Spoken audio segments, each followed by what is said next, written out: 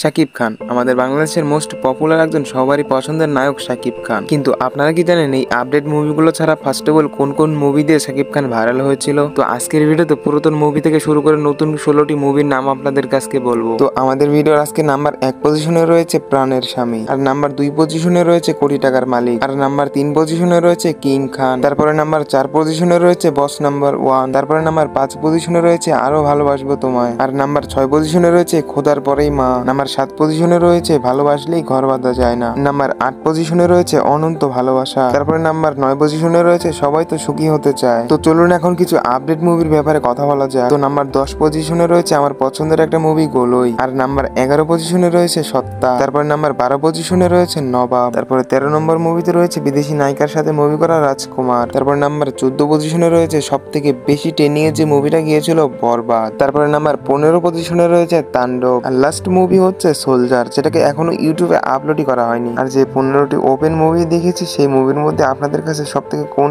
মুভিটা বেশি ভালো লাগে অবশ্যই কমেন্ট বক্সে জানাবেন, আর মনে করে লাইক আর একটা ফলো দিয়ে যাবেন।